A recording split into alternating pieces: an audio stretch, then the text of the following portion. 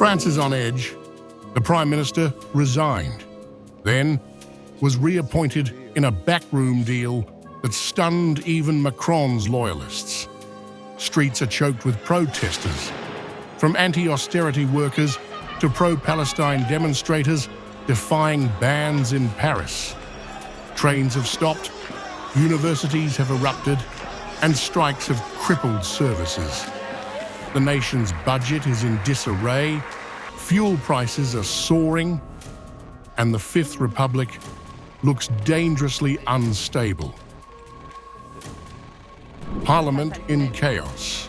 Inside the National Assembly, confusion mirrors the streets. Macron's centrist bloc has fractured, ministers come and go, and France's fiscal crisis deepens under rising taxes and shrinking consumption. Fallout from years of political overreach. Amid this paralysis steps the one figure Macron fears most, Marine Le Pen. Le Pen delivered a blistering address, accusing Macron's allies of conspiring to block new elections and silence the French people. To sum up the few days that have just passed, I think you have all understood that we are in the second round of the legislative election of about 18 months ago. As of 18 months ago, all the political movements that have absolutely no project, no program other than to prevent the National Assembly from coming to power, even the Nobel Prizes of economics, you might think that they would have something to say about the economy, especially since, as far as the Nobel Prize is concerned, he was the advisor and editor of Emmanuel Macron's program. We can't really say that the economic results are spectacular, but he has an opinion on the fact that a failure at all costs also prevented the National Assembly from coming to power. Le Pen then accused Macron's coalition of fearing democracy itself. It is all the same disturbing that in a democracy, all political movements, men and women, coalesce to prevent the holding of new elections. The election, that's really the major danger.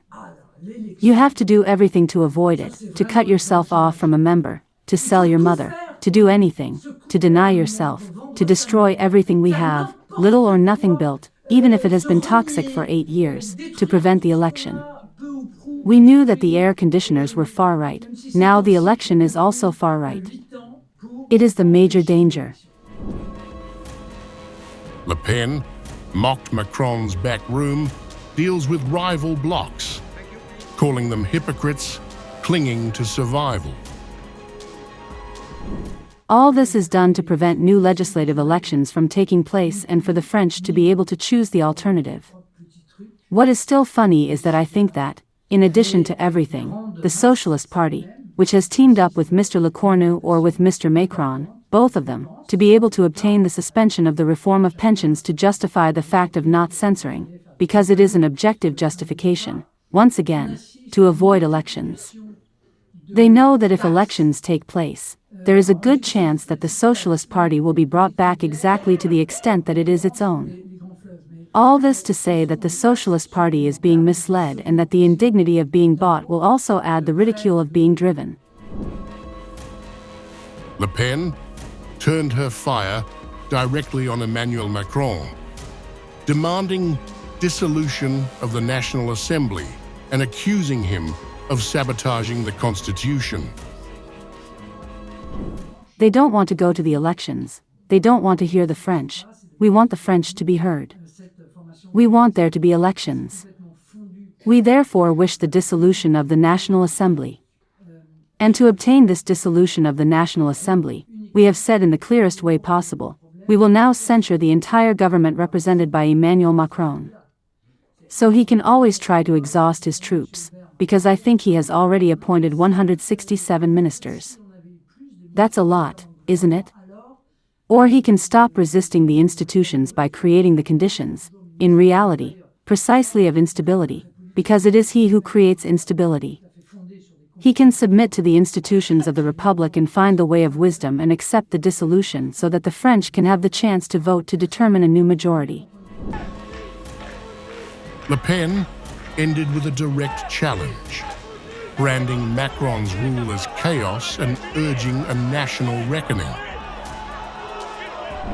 Beyond that, even before the presentation of this budget, we had taken the decision to lodge a motion of censure. Stop, we have to stop the nonsense. They don't want to go to the elections, they don't want to hear the French, we want the French to be heard.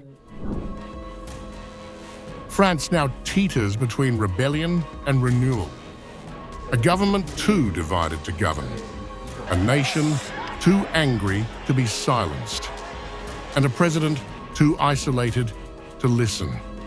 The streets roar louder than the Élysée, and Marine Le Pen has seized the moment, turning unrest into momentum.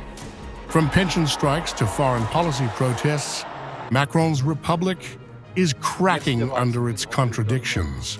Le Pen's warning now echoes through every barricade and every chant. Let the people decide. The battle for France is no longer political, it's a battle for democracy itself.